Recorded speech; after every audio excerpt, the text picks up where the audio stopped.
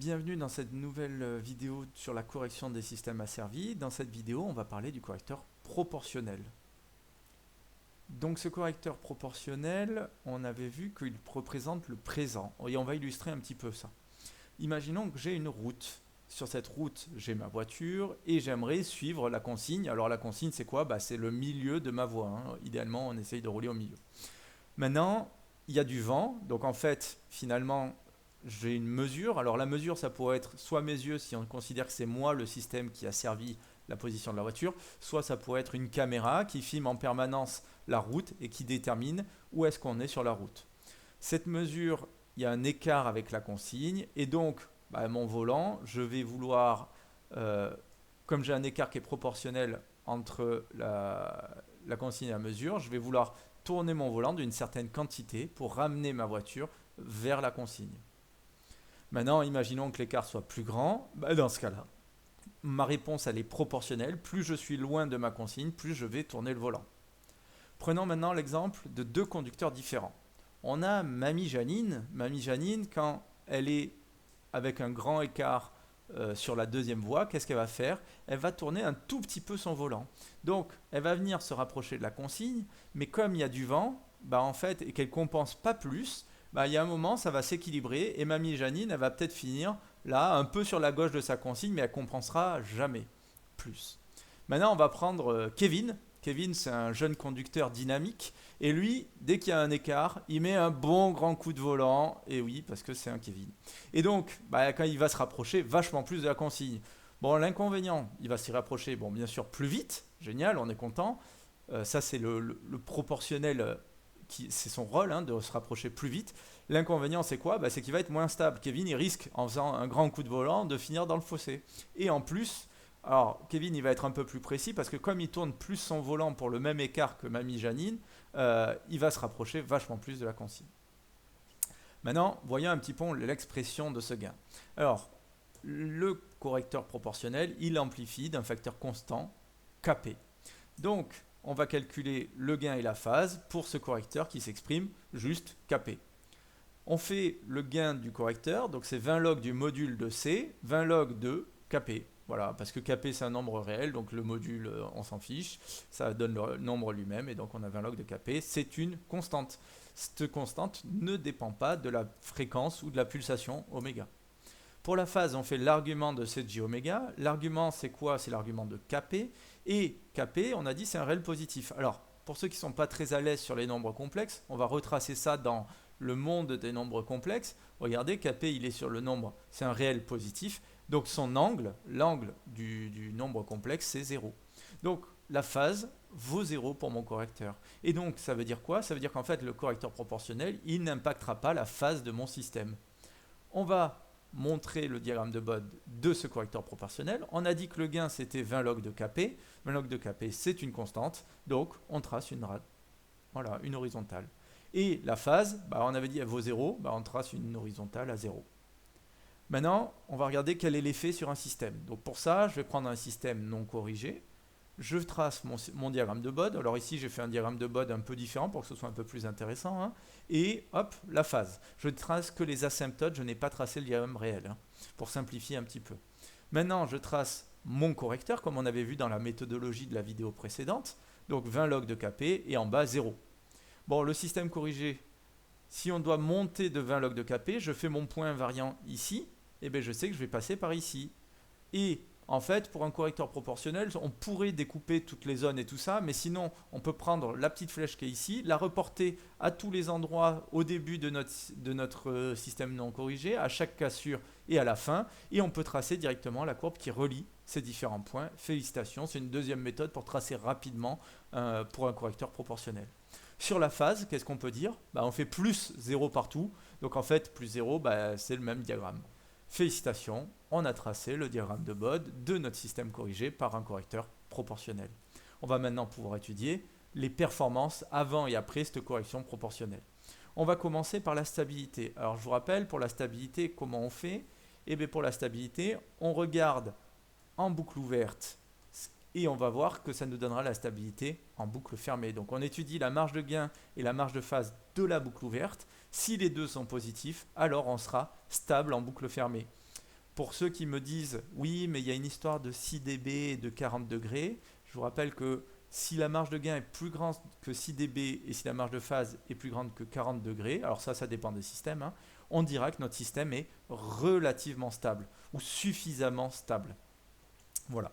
Mais pour la stabilité pure, supérieure à 0, ça suffit. Donc on va prendre notre système non corrigé et notre système corrigé et on va comparer leurs performances. Voilà.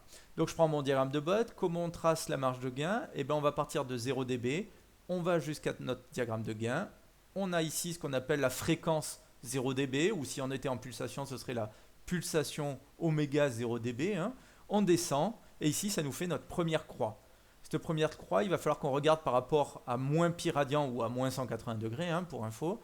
Et l'écart entre moins 180 et cette croix, c'est ce qu'on appelle la marge de phase. Ici, ma croix, elle est au-dessus de la limite, donc ma marge de phase est positive.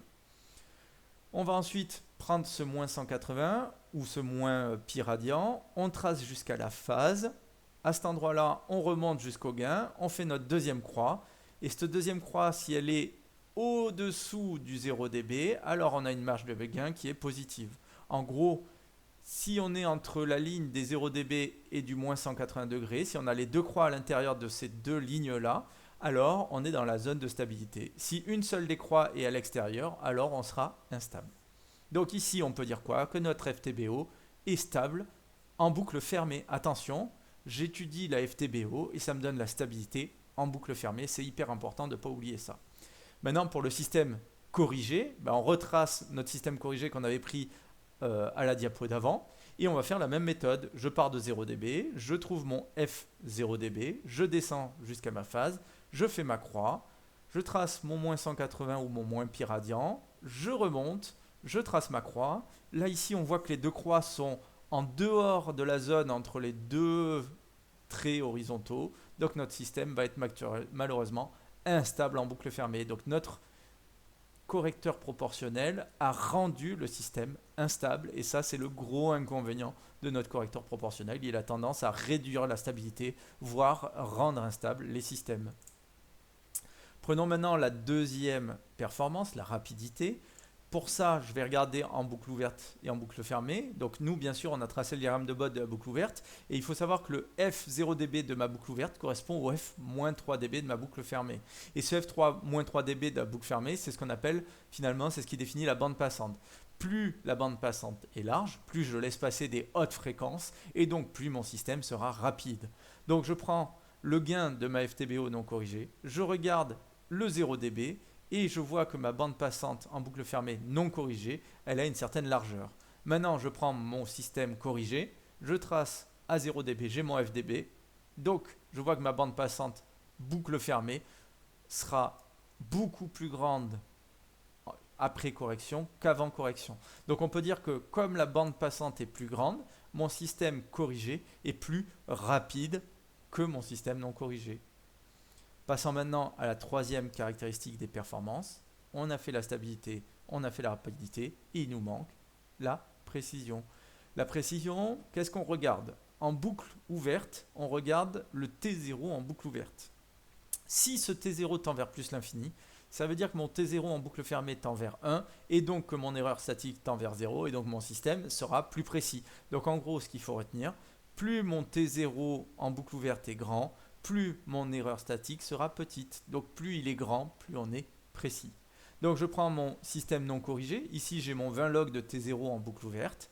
Je prends mon système corrigé. J'ai mon 20 log de T0 corrigé en boucle ouverte. On voit que ce 20 log de T0 en corrigé est plus grand que mon 20 log de T0 boucle ouverte non corrigé. Donc mon système corrigé sera plus précis en boucle fermée.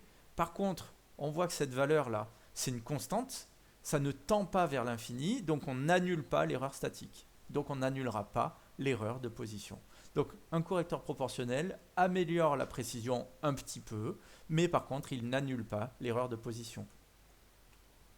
Si on conclut un petit peu maintenant sur ces trois performances, notre correcteur proportionnel agrandit la bande passante et donc il augmente la rapidité et c'est pour ça qu'on le choisit. Le correcteur proportionnel est choisi pour améliorer la rapidité. Par contre, il augmente un petit peu le gain statique, ça améliore un petit peu la précision, mais ça annule pas l'erreur de position, hein, ça annule pas l'erreur statique. Et par contre, eh ben, on a vu que la marge de gain elle est réduite, voire complètement bousillée, et donc ça dégrade la stabilité grandement. On a vu tout ça dans le diagramme de Bode, mais bien entendu, on aurait pu le regarder sur la réponse indicielle. Donc ici, je vais vous donner un exemple d'un système non corrigé en bleu, corrigé par un correcteur proportionnel en rouge, et on va essayer de comparer les trois performances. On va commencer par l'erreur de position. Donc l'erreur de position, je viens ici à S infini. Ici, j'ai la consigne, et je fais E moins S infini, et ça, c'est l'erreur de position. Pour le système corrigé, on voit que mon système corrigé est plus proche de la consigne, mais pas collé. Donc on a une erreur de position qui est plus petite, mais qui n'est pas nulle. Donc notre système a bien amélioré la précision, mais il n'a pas annulé l'erreur de position. On va maintenant regarder la rapidité. Pour la rapidité, qu'est-ce qu'on regarde? On regarde le temps de réponse à 5%. Pour ça, je viens à S infini de mon système non corrigé. Je fais 1,05 fois S infini et 0,95 fois S infini pour avoir ma bande plus ou moins 5% de S infini. Et je regarde le dernier instant qui rentre dans la bande et qui n'en ressort pas. Donc ici, voilà, je suis au dernier instant où je rentre dans la bande et je ne ressors pas. Et ça, c'est le temps de réponse à 5% de mon système non corrigé. Je vais faire pareil pour mon système corrigé. Je prends S infini. Je calcule plus ou moins 5% de ce S infini, donc 1,05 fois S infini qui ici vaut 0,92 par exemple, et 0,95 fois S infini. Je trace ma bande. Bien sûr, cette bande elle est plus grande, hein, vu que ma valeur de S infini était plus grande. Et ça me donne une bande, et je regarde à quel moment je ne ressors plus. Donc ici, ah ben non, je ressors. Ici, ah ben non, je ressors. Et donc le dernier instant où je ressors plus, c'est ici. On voit que malgré les oscillations, je rentre plutôt dans la bande et j'en ressors pas. Donc mon temps de réponse à 5% corrigé est plus petit que le système non corrigé.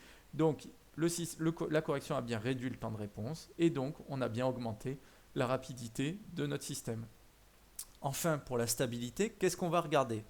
Alors ici, mon système, on voit qu'il est stable, c'est-à-dire il ne part pas vers l'infini, il ne fait pas des oscillations qui agrandissent au fur et à mesure du temps. Alors bien sûr, il a des oscillations, donc on voit que finalement, en termes de stabilité, il n'a pas encore, c'est un autre exemple, hein, mais il n'a pas encore rendu instable, mais quand même, on voit ici qu'on a des oscillations. On a un premier dépassement, ici vous voyez qu'on n'a pas trop de dépassement, ou peut-être légèrement ici, il faudrait zoomer, hein. Et ce premier dépassement, on fait S max moins S infini divisé par S infini et ça nous donne le premier dépassement en pourcent. On voit que notre système est donc, il a augmenté le dépassement et il a fait des oscillations, donc il a donc réduit la stabilité de notre système. Donc maintenant, on va essayer de voir comment on peut bien régler un proportionnel pour que il augmente assez la rapidité, mais en même temps, il ne dégrade pas trop notre système. Alors, en fait, il existe plein de méthodes. Je vais vous en présenter deux, dont une qui n'est pas trop au programme. La première, celle qui est au programme pour les BTS, c'est on part du tracé de Bode de la FTBO. Et le deuxième, ce serait on part du calcul de la FTBF. La méthode par le tracé de Bode de la FTBO, on vous dirait, on veut un correcteur proportionnel qui garantisse une marge de phase de 45 degrés. Pour ça, ça correspond en fait à un dépassement de 25%. On part de notre système. Voilà, donc là ce serait un diagramme de Bode qu'on nous donnerait dans le sujet et on nous dit, voilà, on va vouloir une marge de phase de 45 degrés. Comment on fait ça? Alors, on va tracer ici notre moins 180 et on sait qu'on veut une marge de phase de moins 45. Donc je trace ici ma marge de phase de moins 45 degrés. Je vais tracer un trait horizontal et à l'endroit où ce trait horizontal coupe ma phase, je sais que ça doit être mon F0dB. Voilà. Donc, il faut que ma courbe verte, je la remonte assez pour couper ici à 0 dB. Donc, je prends mon correcteur et je remonte mon signal, mon gain de tant de décibels. Et de combien je remonte? On se souvient que mon correcteur, il monte de 20 log de Kp. Donc, ici, je mesure sur mon diagramme de Bode combien ça fait. Par exemple, ça vaudrait 12 dB. Je l'ai lu sur mon diagramme. Hein. Et je vais déduire Kp. Comment on fait? On divise par 20. 12 dB sur 20, c'est égal à log de Kp. Et comment on se débarrasse d'un log? On fait 10 puissance. Donc on va avoir Kp égale 10 puissance 12 dB sur 20. Et on trouverait Kp qui vaut 3,98. Donc là, on a fait la méthode pour régler notre correcteur proportionnel. On rappelle que le correcteur proportionnel n'a pas d'effet sur la phase. C'est pour ça qu'on est parti de la phase. On savait qu'on ne la modifierait pas. Une autre méthode avec la FTBF, ce serait seulement si on a un second ordre et ce serait donné par le sujet. C'est à mon avis hors programme en BTS, mais ça peut être en programme des BUT ou des licences. Donc on veut obtenir un système qui a un M, c'est-à-dire un facteur d'amortissement corrigé de 0,7. Pour vous, en IUT ou en licence, ça serait peut-être noté XI, ok, la petite forme, là, XI, hop. Et ça correspond, 0,7, à un dépassement de 5%. En fait, c'est le système qui a un temps de réponse minimal. C'est le système le plus rapide qui a un dépassement qui ne dépasse pas les 5%. Donc on prend notre FTBO, on suppose qu'on est à retour unitaire, et donc la FTBF, on la calcule comme FTBO sur 1 plus FTBO, même si en BTS, nous, on apprend CD sur 1 plus CD fois CR, mais comme CR vaut 1, ben voilà, c'est bon. On fait tout notre calcul, on modifie, blablabla. On n'oublie pas qu'on a rajouté le correcteur dans la FTBO. Hein. Bien sûr, là, c'était la FTBO non corrigée.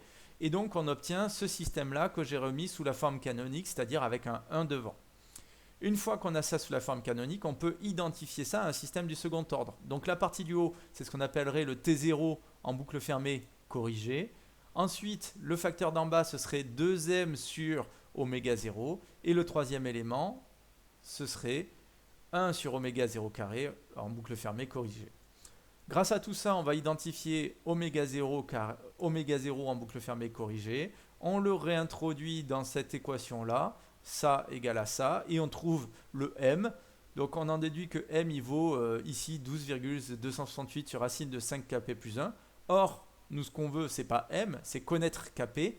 Et donc, on va inverser la formule pour trouver Kp égale. Donc, une fois qu'on a inversé la formule, et on va remplacer le M boucle fermée corrigée par le 0,7 pour trouver Kp. On trouve Kp égale 61,2. Et félicitations, on a réglé notre correcteur proportionnel pour avoir un système à temps de réponse le plus faible possible, donc c'est-à-dire le système le plus rapide possible. Comment on implémente ça en électronique? Et bien pour ça, on fait un montage, par exemple, à AmpliHop. Je ne sais pas si vous le reconnaissez, mais ici, il faut savoir identifier ce montage. Donc, pour identifier le montage, c'est simple. On va regarder, ici, on a une rétroaction sur la borne moins. Donc, on sait qu'on a un système qui va être un montage amplificateur. Et ensuite, on a l'entrée qui est sur la borne plus. Donc, on a un montage qui est non inverseur. Donc, c'est montage amplificateur non inverseur. Sa fonction de transfert, c'est quoi? C'est 1 plus R2 sur R1. En BTS, la démonstration, elle est quand même à savoir faire, hein, et en IUT et en licence bien entendu aussi. Et ça, cette fonction de transfert, c'est notre gain. Donc on a fait ici un montage qui est un correcteur proportionnel en électronique. Comment on le ferait en programmation? Eh bien en programmation, je vais vous donner un pseudocode. Alors moi je l'ai fait en Python, mais on pourrait le faire en Arduino ou peu importe, hein, ou en C pour être sur des vrais microcontrôleurs. On ferait quoi? On règle notre correcteur proportionnel. On donne la consigne qui pourrait être soit analogique, soit convertie en numérique par un CAN, peu importe. Là, je l'ai mis dans le programme directement pour que ce soit plus simple. On fait une boucle de fonctionnement et on va mesurer en permanence la valeur du capteur. On calcule l'écart qui est l'écart entre la consigne et la valeur du capteur. Donc ça, c'est notre comparateur finalement. On va créer notre signal de commande. Ici, on a un proportionnel, donc on fait directement Kp fois l'écart. Et on va envoyer ce signal de commande à l'actionneur. Et l'actionneur va générer sa réalité et on continue notre boucle. Dans toute cette vidéo, j'ai pas encore fait les avez-vous bien suivi, mais j'espère que vous avez tout compris et que sinon vous reprenez la vidéo et vous pourrez un peu mieux comprendre tout ce qui est lié au correcteur proportionnel. Dans la prochaine vidéo, on passe au correcteur intégral.